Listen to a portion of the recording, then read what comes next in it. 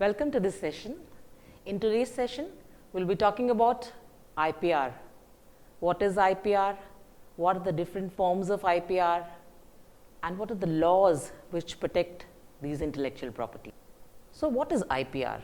IPR or intellectual property rights. Now, if we just say IP, what is intellectual property? So there is no set definition of intellectual property, but still I like to define what is intellectual property. The property created by the application of human mind. It is non-physical, incorporeal, and it derives its value from ideas. That means the property which is created by the application of human mind, it is a product of your intellect. It is non-physical because it doesn't have an appearance. It's not movable. It's not immovable as well as it's not movable. So it is incorporeal. So just if you have any idea, you cannot say that it is your IP unless and until you express it in the form of some sort of expression. It may be in the form of a novel or it may be in a form of an invention. So whatever we say, intellectual property is intellectual property only if it is expressed in some form of, if your ideas are expressed in some manner. So we can say that it is non-physical, that is incorporeal, and it derives its value from ideas. Many people can have the same ideas, but one who expresses his or her ideas, it becomes an intellectual property of that person. And thus, a right occurs there. Now, you have to protect that right. We will see how we will protect our intellectual property. Now, there are two branches of intellectual property. If we broadly classify, there are two branches of intellectual property.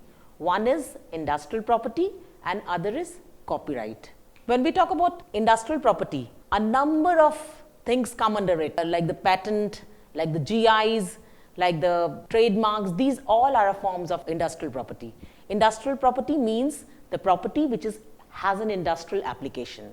And the other branch of intellectual property is copyright. Now, let's see what is copyright.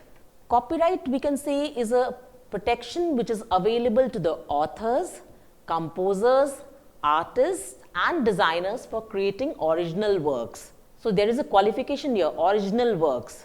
You cannot copy something and say that it is my original work. Originality means that some sort of skill should be involved in it. Then only your work is original.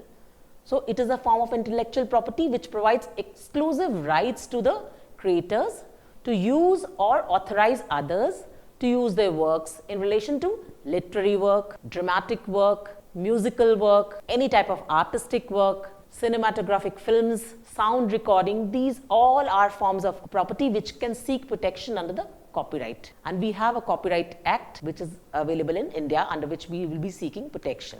So we can say that copyright is the creation of a statute and it stands as a unique form of intellectual property. It creates a monopoly right which is restraining others means the whole world, from exercising that right, and it is also a negative right which is preventing others from copying or reproducing the work. If a copyright is given to you, that means you exclude the whole world from exercising your copyright act. That's why it's known as a negative right, because it prevents others from copying or reproducing the work. Once you get a copyright protection, you restrict others from copying that work or reproducing that work. It is also considered as one of the most significant catalysts in the economic progression.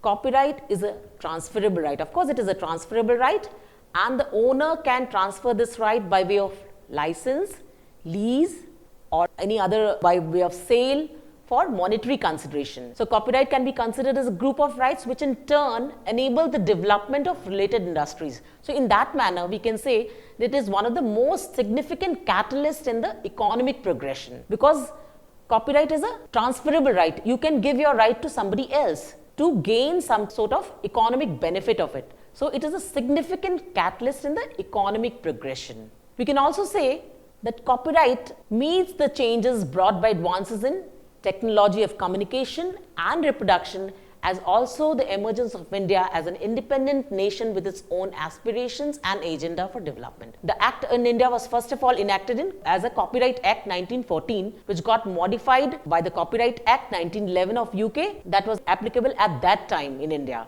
And this act brought the changes in the changes by advances in technology of communication and reproduction, as also the emergence of India as an independent nation with its own aspirations and agenda for development. So, a complete revision of the law of copyright was effected in the form of Copyright Act of 1957, and it was further amended from time to time, and the latest amendment which we have seen is in 2012, which is also known as the 2012 Copyright Amendment Act.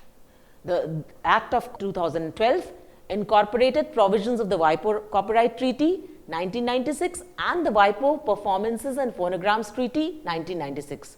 So, these amendments, they expanded the scope of related rights for the performers. Now, we will like to know what are the protection which is available under the Copyright Act.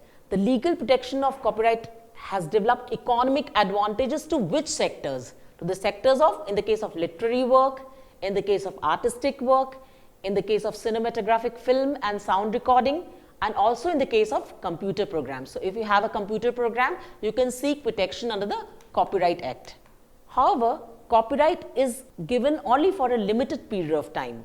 That is, after the period of protection is over, that work comes into what is referred as the public domain, and every member of the society can freely access and use the same. So, certain other intellectual property rights such as patents and designs, they also have similarly limited time, which is also known as the term of the protection. The term of protection for Copyright Act is 60 years plus the term of protection of Copyright Act is the life of the creator plus 60 years. That means till you live plus an addition of 60 years, you get a copyright protection of your work for that many years. And then after the time is over, it comes into the public domain. So, anybody can access it and use it for the betterment of knowledge. Now, we come to a very important act, that is the patent right. The patent, similarly like the copyright, patent is also a monopoly right, and it is granted by the government to a person who has invented a new and useful product. In other words, it is a grant of some sort of privilege, property or authority made by the government for one or more individuals who invented a new article or a new process for making an article. So, patents, they provide incentives to the owner in order to give recognition to the creative work and as a reward for the marketable inventions. We can say patent is related to inventions. So, if you are inventing a new article or a new process, even a process of an article, even the process can be patented, process of making an article. Let me give an example, the process of making a dosa. So, if two people, they are making dosas in two different manner, the process of making dosa can also be patented. One person makes a dosa in a very tasty manner and he wants to get a patent for that process. So, he will get patent for the process itself, not for the end product only, but for the process of making dosa. So, that is how we invent a new process, and that new process can be patented under the Patent Act. For the conditions of patentability of a patent is the product or process must be new. That means novelty is a very important aspect to get patent. The second is it must be non-obvious. Third, it must be useful. And fourth, it must be capable of industrial application. So, unless and until your invention fulfills or your process fulfills this particular conditions of patentability, the government will not give you a patent. So, for that you have to fulfill the eligibility conditions of patentability, which is the product or process must be new, it must be non-obvious, it must be useful, and it must be capable of industrial application. Now, patents, they can be used to encourage the economic progress in the ways, because patent is also a tool for economic progression. So, it can be used to encourage economic progress in what ways? By technology transfer and investment, it promotes research and development, it activates the development of new technology and commercial activities, and also it is used for revenue generation. The law which is related with patents in India is governed by the Indian Patents Act 1970, which was amended by the Patents Amendment Act 1999 and the Patents Amendment Act 2002 and 2005. And latest, we also have patent rules of 2019 and 2021.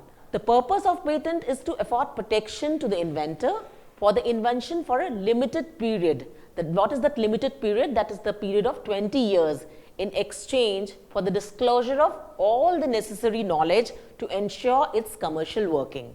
It provides an exclusive right to the inventor for exploiting the invention, and it affords protection against unauthorized use of the invention by the third parties. So, the main objective, you can say, of national patent legislation is to accelerate the technological and industrial development of the country. Again, a very important IP is intellectual property is trademark, and we will be talking about the role of trademark, how it is important in the progression of economy. Trademark, what is trademark? Trademark is a visual symbol in the form of a word, a device or a label which is applied to articles of commerce with a view to indicate the buyers that the goods are manufactured by a particular manufacturer, as it is distinguished from similar goods manufactured by others. So, we can say, in other words, that trademark is a goodwill, because we have so many things in the market, and if you want to buy a thing from the market, how will you distinguish that brand from other brands? If it will carry some sort of symbol, some sort of expression, some sort of phrase which will distinguish it from the other forms of the same article in the market. So, as for example, let me give an example of Indira Gandhi National Open University. This university which we are a part of in IGNOU has got its own logo, and it's also got a phrase Jan Jan Ka Vidyalaya, or the People's University. The moment you hear the word the People's University, it comes in your mind that it is IGNOU.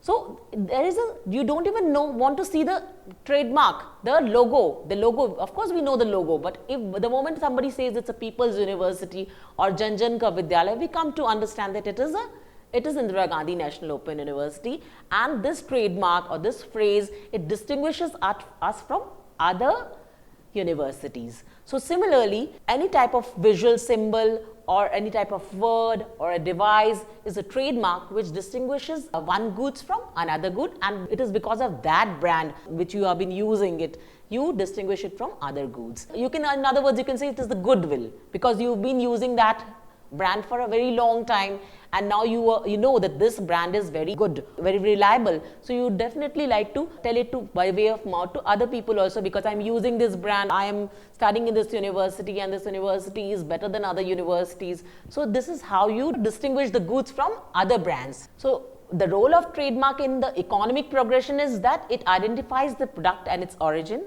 it guarantees quality products, it trademarks, it advertises the product also, it is like an advertisement for the product. It acts as a catalyst in marketing techniques, it increases customer loyalty, because you've been using this for a very long time and you have a loyalty towards it, that this brand is very good, so I will be using it for long. And if something new has been made of that same brand, then you would like to try, because the brand is of your choice.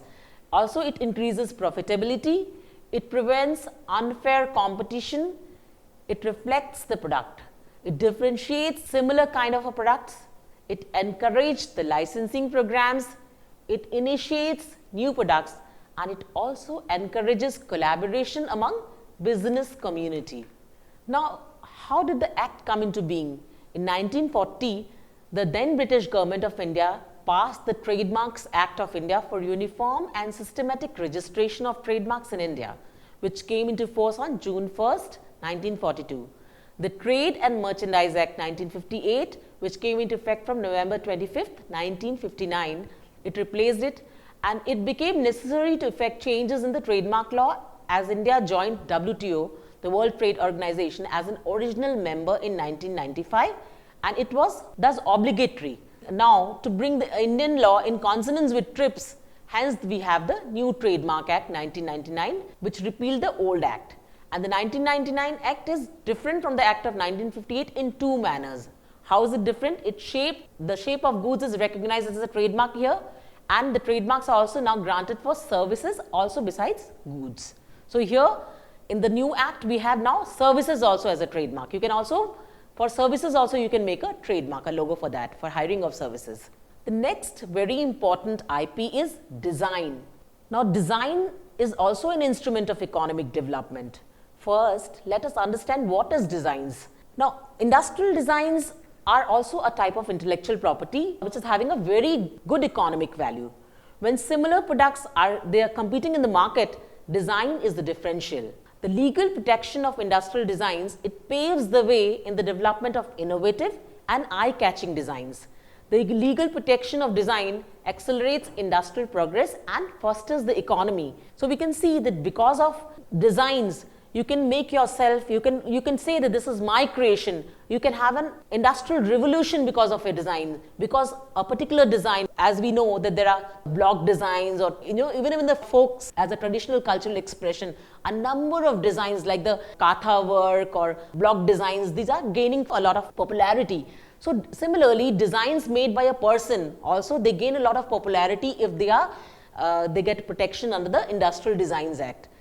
Now, what is designs, as has been defined by the section 2D of the Designs Act 2000, which says that design includes some sort of shape, configuration, pattern, ornament, composition of lines, also colors applied to any article. A similar sort of color can also be considered as a design. If it is your, trademark, if it is your goodwill, or if it is your, you can say signature thing. So even colors can be applied to any article, and that can seek protection under the section 2D of the Design Act. Now the design may be a 2-dimensional or 3-dimensional, or it may be in both forms for any industrial process or means, whether manual, mechanical or chemical, separate or combined, which in the finished article appeal to and are judged solely by the eye. That means it should be an eye-catching thing, or it should be very appealable to the eye.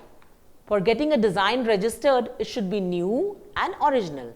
The person who makes the original design is known as the author of the design.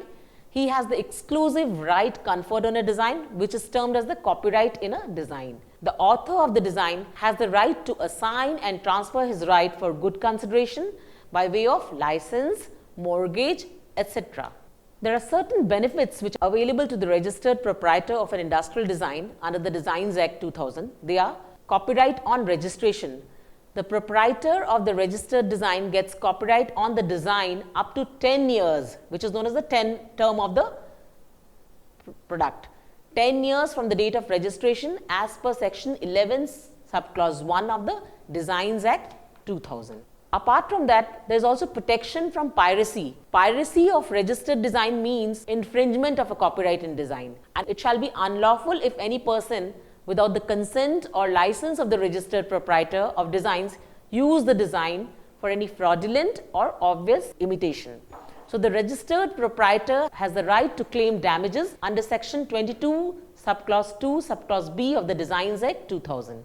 Another very important type of intellectual property is the GIs, the Geographical Indication. It also helps in the economic progress of the country. GIs, as the term itself speaks, or Geographical Indication is a name or sign used on certain products or goods that have been originated in a particular geographical region. GI denotes that the product originates from a particular place and the product has a reputation or certain qualities because the product derives its qualities and reputation from that place. So the economic importance of GI as kind of IP is the place of origin, the quality product and reputation, and also represents the common heritage. A very good example of GI is the Nagpur ke Santre. Nagpur is famous for its oranges because of its place of origin. Similarly, Kolhapur is famous for the Kolhapuri chappals, and it is because of the quality of the product and it is having a reputation. And similarly, we have other things like the Banarsi sari, the Banarsi pan, and these all relate to the place of origin and the quality product, the product of its quality. So nobody can think of imitating. If somebody imitates the GIs, it will be considered as an infringement of GI. So the quality of the product and its reputation is related with the GI, and that is why if a product is related to a place of origin and has a quality in it and has a reputation in it, and if it represents a common heritage, it can be protected under the GI, Geographical Indication. Intellectual property is the traditional knowledge or the indigenous knowledge, and how this traditional knowledge or indigenous knowledge helps or contributes to the economic progress. We'll be talking about that. Traditional knowledge is a kind of IP which has gained recognition in the recent period. It was always there, but it has gained much, momentum now in the recent period. The emerging importance of traditional knowledge, it focuses on the attention of the WIPO. As per WIPO, World Intellectual Property Organization, The term TK or traditional knowledge, it refers to inventions and creations which are based on tradition, which is the result of intellectual activity in the following areas. What are those areas? Industrial and scientific. So, we can say that traditional knowledge is the kind of IP which has gained recognition because of these activities, which are, one is the industrial and the second is the scientific. The other important aspects of traditional knowledge may include literary or artistic fields. As we know, traditional knowledge, it can be transferred from generations to generations, and they are concerned to a particular or attributed to a particular community. Speaking about economic importance of traditional knowledge, these are intangible assets. They are also the source of income of the local people. They have ecological benefits through agriculture, and they also have role in other fields like artistic fields or like a folklore or artisans or handicrafts. So, they have an economic importance too, because the local people are solely dependent upon these, the traditional knowledge for the food. They are solely dependent for the bread and butter on these aspects. The source of income is completely relies on their traditional knowledge. At last, I would like to say that we have seen the different forms of IPR. But what is very important is that there should be a harmonization of IPRs. As we see that because of the diversity in nature and the extent of intellectual property, the legislation or the law has resulted in efforts by various organizations to harmonize them to minimize the conflict among the nations in relation to the IP matters. So, signing of TRIPS agreement, it resulted in establishment of minimum standards of protection and enforcement of IPR. So, it is very important that there should be a harmonization of IPRs, and at the same time there should also be a balance of the private right of the person and the public interest. Now, here the public interest means that we all have the right to get benefit from the IPR of another person. So, the private right of the person who has created the thing has to be balanced with the public right of the masses who has the right to enjoy the benefits of the scientific temperament of one person. So, we can say that there should always be a harmonization of IPRs. We should balance the private right of a person with the public right. With that, I come to the end of the session. I hope you have enjoyed this session. Thank you so much.